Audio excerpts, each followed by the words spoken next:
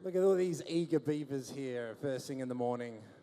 I'm honoured that you've come here. You probably didn't know that I was talking, otherwise you wouldn't be here. But I'm glad to see you all. This is exciting. Australia's biggest crypto convention, as we're hitting all-time highs day after day on Bitcoin. It's been a long time coming. I know that those of you who've been around for a little while have been patiently waiting through the bear market and seeing some fun stuff happening now. So I'm going to talk a little bit about what's going on, absolutely, and I'll introduce myself first. There you go. I'm Luke Lombe. I'm a founding partner of Faculty Group. So Faculty Group is probably best described as a Web3 venture studio. We have around 100 people in our global team. We're a venture capital firm. We invest. We have a portfolio of around 200 projects. We are a market maker. We are a marketing agency. We are an incubator, accelerator. We offer advisory, and we have internal development team as well. So we have quite a lot of capabilities across the 100-person team, 8 companies in the group. We've built 4 of our own companies, projects, essentially, and I'll touch on them at the end. But I've been in this game for a little while now, since 2014, in fact. I remember hearing Vitalik talking about Ethereum and thought, this sounds interesting. Turing complete smart contracts. I don't quite get it, but I know this is going to be fun. So I thought I better invest in the ICO, and I forgot. I missed it, and unfortunately came in a little later. Doesn't matter. I didn't have diamond hands anyway. I bought 10,000 Ethereum at $3, and then I sold it at $9, and I made 60 grand. Ka-ching. Didn't realize that would go to 45 million US dollars at the peak of the last bull and be, what, 33 million US right now. So shoulda, coulda, woulda. Anyone who tells you they've got diamond hands is usually lying, and I'll get onto that in a second. Anyway, enough about me, enough about Faculty Group. Let's get into the truth about crypto. I can't see what's on down here. The truth about crypto, VCs, KOLs, tokens. There's a couple more that I've added to this. So it's the truth about VCs, KOLs, tokens. Whoop, we're going to do VCs first. We'll just get straight into it, shall we? So let me tell you a little bit about venture capital firms. Most of them aren't real, okay? They are 2 guys with a logo and 20 grand.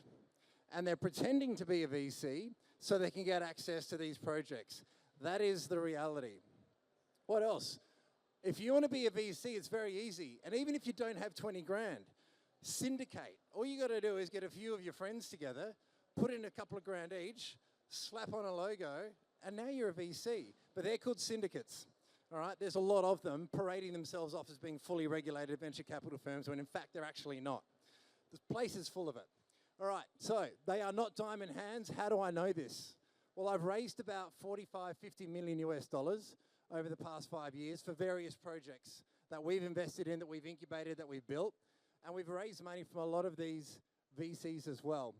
And we see, can you guys hear me? Is my mic still working? Yep, all right, good. And we've seen their selling behavior. I know their wallets. I've seen how when the tokens have launched, I've seen what they've done.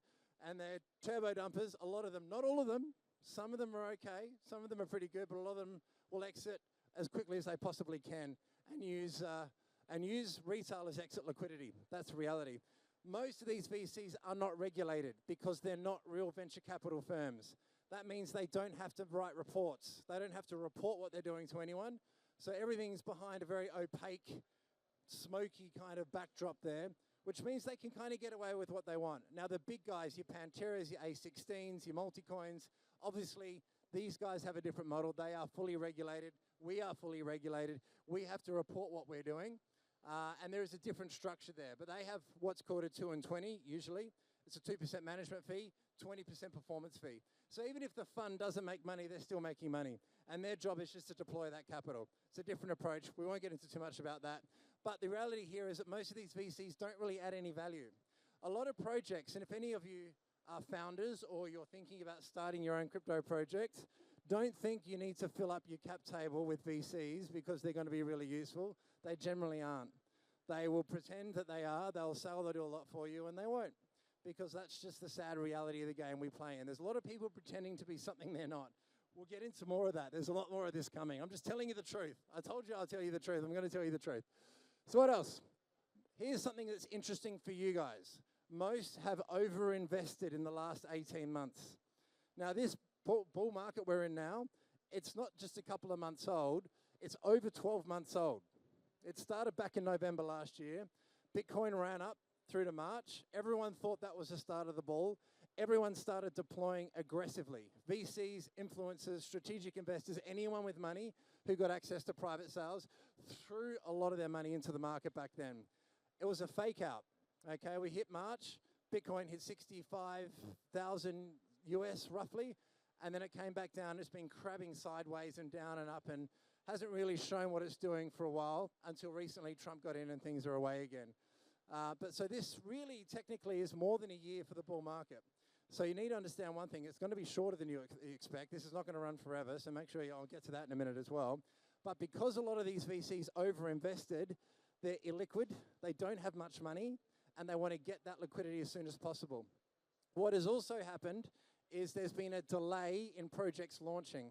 These centralized exchanges, your Binances, your everyone of the world, haven't been launching tokens as frequently as they used to. All right, they've been waiting for the market to improve.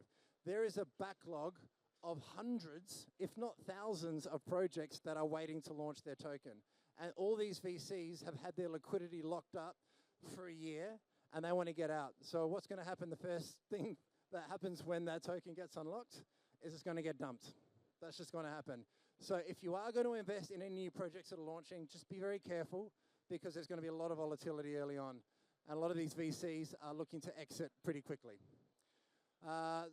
Watch out for TGE season. There you go. So that's VCs.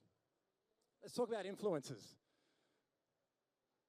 KOLs, key opinion leaders. So just if you didn't know, key opinion leader and influencer are slightly different. A key opinion leader sits at the top of the group, influencers underneath. So a key opinion leader cascades down. So these are the big names, the big crypto names of the world. I'm not going to name anyone, all right, but you probably know who I'm talking about. These guys put out content, and then other influencers pick up on it and follow the narratives these guys are spinning, and they're the influencers underneath.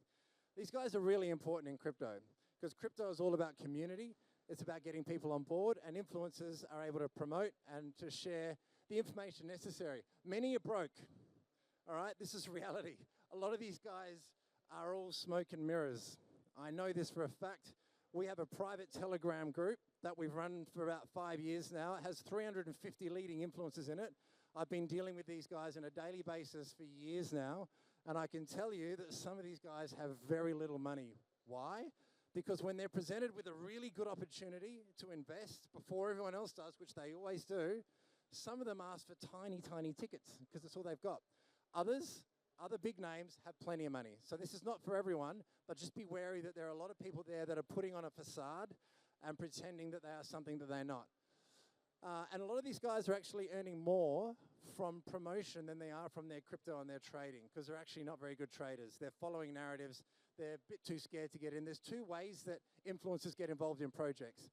Either the project pays them, gives them some money to promote their project, which is a low-value, inauthentic way to get them on board, or the influencer invests into the project. Then they've got skin in the game, and then they're more aligned, and the incentives are a little bit better that way. There's a lot of guys that simply won't invest because they don't care. They don't want to put their skin in the game. They just want the money. Pay me USD, pay me stables, tell me what you want to say. I'll give you 3 videos. I'll give you 2 Telegram channel and a couple of Twitter posts. It's basically how it works. So be very careful which influencers you're following and why you're following them and what their motivations are. A lot of them have fake followers. A lot of them are botted. A lot of them that have hundreds of thousands of users are all fake. So again, the way to check this is to go through the Twitter comments, go through the engagements, and actually see how authentic they actually look like. There are bots out there. There are real people as well that are paid very little money to support. So be wary of that. A lot of them will say, I'm buying. This is what I'm buying. No, they're not. They're selling. And they're selling to you. So be careful when they say they're buying because you're their exit liquidity. That's just reality. What they're actually doing is they've already got the token. They were either OTC'd in. OTC means over the counter. So if the token's been trading for a while, the project needs some marketing support. They will say, guys, we need you to help promote us. We've got some exciting stuff coming. We're going to sell you these tokens at 50% under market value. It'll be vested over 5 months, so you'll get some in a month, and you'll get some over the next few months, and we're good to go. And so they get a great deal, particularly if it's a liquid token. then they've got a 50% discount, and then they get on board and they say, hey, I'm buying. And so technically they are buying, but they're also buying very, very cheaply. And as they start getting their tokens, they're starting to sell them straight away as well. Others are just simply not even buying. They're just getting given tokens, or they're paid and they're just pretending. And so you've got to be careful with what they're saying. Huge egos, goes without saying. Man, working with KOLs, I don't recommend it. I'll end it with that. And double-digit IQ. A lot of these guys really don't know half of the things they pretend to be talking about. So the point here is just choose wisely. The people you follow, make sure you feel as though the content they're putting out is real. Make sure that they actually have something of value to say, and they don't look like that paid shill that many of them do. All right. Some are great. Some are great. And I've got a lot of good friends that are influencers, so I need to just make that point. Some are fantastic. Shout out to my mates out there. Tokens. There are 15,000 tokens on CoinGecko, and I reckon 200 have utility. And that's being probably a bit generous. Most of these tokens have zero purpose, absolutely zero value. So utility and utility tokens are all about, well, you need this token to use the ecosystem or to use our product. Any project that has a token-gated ecosystem, which means in order to use our project, you must use our token, is usually a bullshit project. That's the reality there. You shouldn't be having to use a token-gated ecosystem. There are some tokens that add augmented value on top. Most of them don't. Now, there are two questions you need to ask if you're going to invest in a token. The last comment's going to throw this out the window, by the way, but the two questions are pretty simple. Why are you using blockchain? And why do you need your own native token? And I guarantee you 95% of projects will not be able to answer those questions very well at all. Simple questions. Why are you using blockchain? Oh yeah, we're using blockchain because we're going to do this and it's immutable and we've got to this and that and it's great. Okay, good. So why do you need your own native token in order to do that? Why can't you use USDT or ETH or Solana or something else? And then that's when you'll usually get blank looks and confusion and head scratching and a lot of circle talking. Ask those two questions and you'll find out that most don't have utility, most are cash grabs. Why? Because most crypto projects have broken revenue models. How much time have I got? The time is not going. Can you, sorry bud, how much time have I got? The time is not going and I tend to ramble. I could be here for a while. I got a lot to say. Anyway, so broken revenue models. Most crypto projects do not have a functioning revenue model. They do not know how to make money. Most of the big ones have huge valuations, are not making money. And so the way they make money is by dumping their tokens. That's the only thing they can do to keep their lights on, to pay their staff, and to do what they need to do. That's just reality. So always look at the revenue model behind the project, and you should be able to abstract the token away from that, and it should stand on its own 2 feet. If it doesn't stand on its own feet without a token, then it's probably a crap project. All right, but Ondo. Okay, does anyone know Ondo Finance? Yeah, okay, I got a hand up here. Okay, invested by BlackRock. Not really. They're actually just using BlackRock ETFs. It's an RWA project. That stands for real world assets. It's got a multi-billion-dollar valuation. I can't remember. I should have checked before I came up here. It's worth $1 or $2 billion. They have a token. That token was described to me by one of my partners in what I think is a fantastic way. Imagine Ondo is McDonald's. Your token, if you own one, gives you the right to choose the color of the slippery dip in the playground outside. So there's an analogy for you in terms of the purpose of that token. Really, it says governance token. You'll hear a lot about governance tokens. Let's get the community involved, which is, again, another lie because most of those tokens are dominated by a few holders that override whatever the community want to say anyway, so it's kind of pointless. But with Ondo, which is a $1 billion project, and I'm only calling them out, which there are a number of other projects that do the same thing, this governance is a bit of a LARP, and you don't get to govern anything. So anyway, but they've got a $1 billion valuation. So token utility is important, but it's not everything. You can still invest in stuff, and it has no purpose, and still make a lot of money. And I got a great example of that. Memes. Who has bought a meme coin? A few of you. Interesting. All right. Fun, aren't they? Yeah. Well, if you're making money on them, they are. If you're not, then they're not. So memes, they're honest. Why do I say that? Well, because they're not pretending to be something they're not. They're not pretending to be a real project with real utility, when in fact everyone knows exactly what they are. It's just an unregulated casino, and that's what it is. But it's about community. You know, you get a lot of community behind something, you galvanize a movement. Peanut in New York, what a sad story. The little squirrel, I don't know if you heard these guys, but Peanut was a little squirrel that the New York government took away from its owner and euthanized because it wasn't appropriate for him to have a squirrel. Terrible. Anyway, a meme coin spun up around that, and I think it's $1 billion or something now, all to support the cause. Elon Musk got behind it. I mean, it's wild stuff. Memes are interesting. It is the unregulated casino, but they are also a chain's best friend. The chains are really, really supportive of memes. Why is that? Well, if you look at the big memes, what was there? Doge was a separate thing altogether, but you got Shiba and some of these others. Initially launched on ETH, and that drew a lot of activity, users, volume, and transactions to ETH. Then the other chains picked this up. Solana was the first. So Sol was next. You got Pump.Fun, makes it easy for anyone to launch a meme. And now the activity on Solana is through the roof because all of the meme activity is happening on Solana. So Solana love this. Their user volume is up, their transaction volume is up, the liquidity is up. So it's actually really, really beneficial for the chain. Other chains have now realized this. Tron, they had a meme season just recently. It was pretty short-lived, but Sundog did pretty well. You got Sui, a newer one to the game. They had they had Hippo, which went to 150 million, 250 million market cap in total. So there's an ecosystem of memes spinning up around Sui. You've got Aptos, which is starting to emerge as well. Near, there's a lot of chains. You're going to see the meme cycle move between these chains because the chains are supporting these memes. Because once the users are on board, it's a great way to get them. You've got to figure out how to get onto Sui. It's a pain. You've got to figure out which wallet to use, how to bridge your money across. But once you're there, you're there. And once they've got you in the ecosystem, then they can redivert your attention to the projects that are important to them, the ones with the real utility, like I mentioned before. So, users, volume, attention, that's what memes are all about. And that's been the meta of this cycle. It really has been. But in terms of the meta, what is the meta? These narratives that people galvanize around spin up so quickly. AI, mascots, whatever it is, there's a little meta narrative that exists within the meme community. If you want to make money on this, which I don't recommend any of you do, but if you are interested in playing an unregulated casino, then look at these little narratives springing up. It's a TikTok narrative right now, so information and content that's on TikTok is now spinning up with its own memes around that.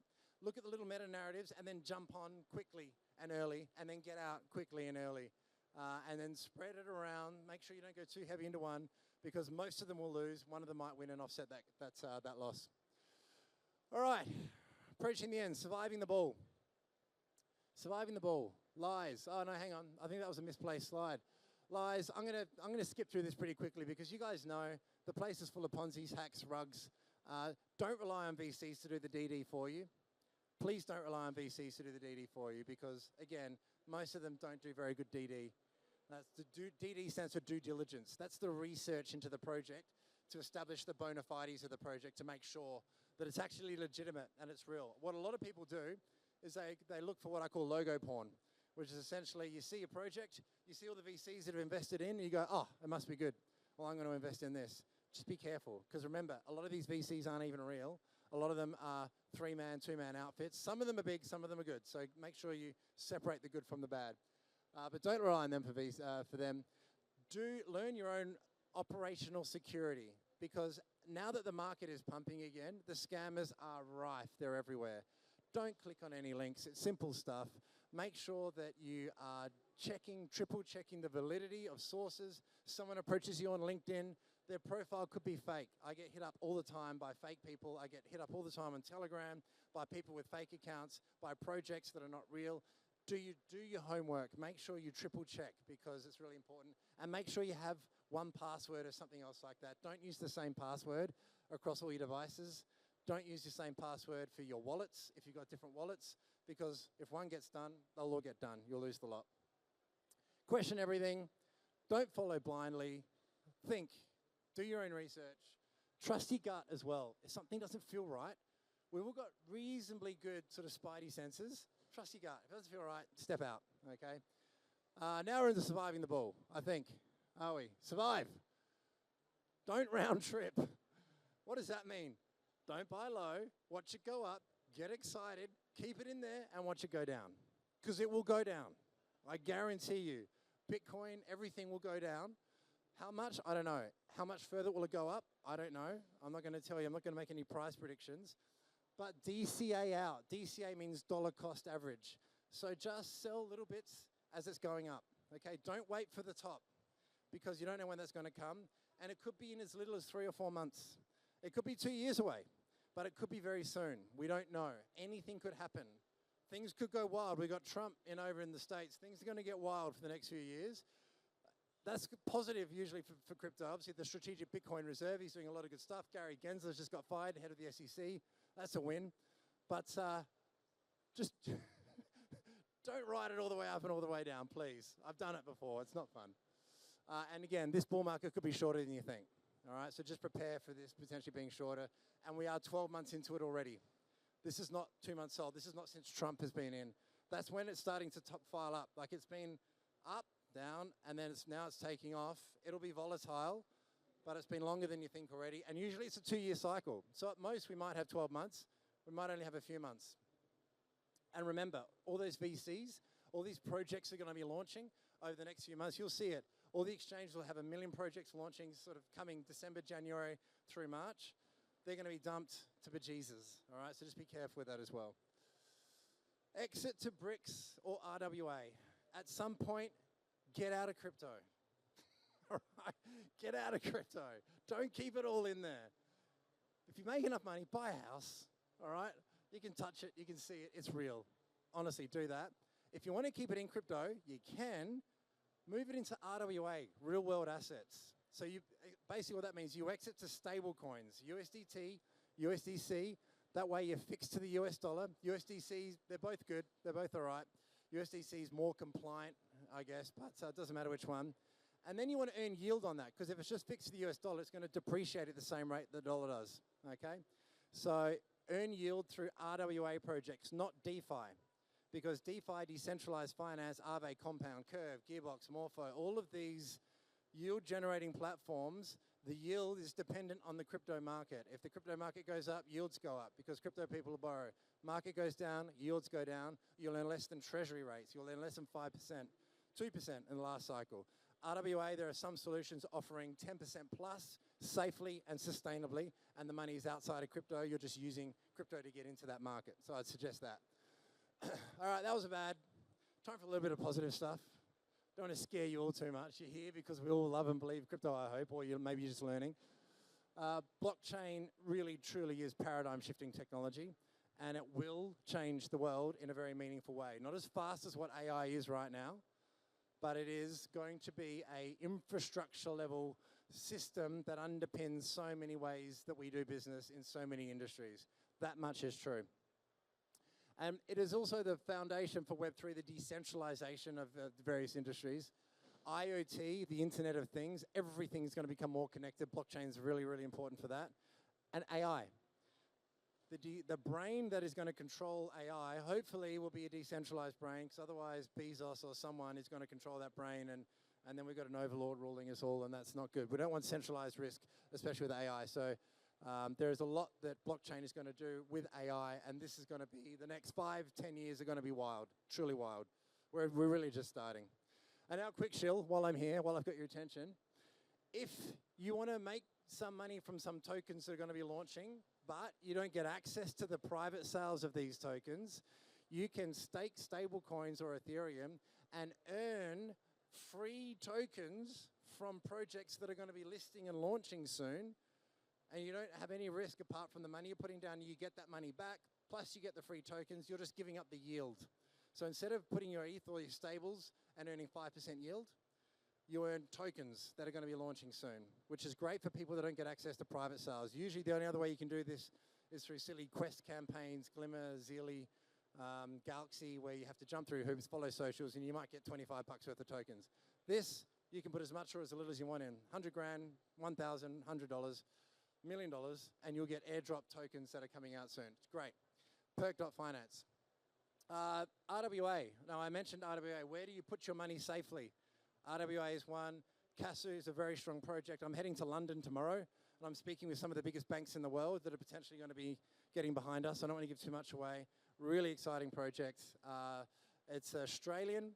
We're accessing yields from accounting firms that generally don't lose money. They haven't lost a cent in 8 years of their lending that they've done, and generating between 10 to 25% sustainable yields. So really, really cool. And then finally, Wayex. We actually have a pool over the other side. I won't say too much about this because I'm in the CoinStash theatre, so respect to the CoinStash team, they're fantastic. But if you want to win part of $140,000 in prize money, we've got $140,000 in Bitcoin, diamond rings, eSIMs, the whole lot, and a giant 12-metre, 12,000-litre tank over the other side. Just launched Australia's deepest liquidity sex. Go and check it out. Wayex, that's it. All right, I'm done. Thank you very much. Thank you for your attention and time. Cheers.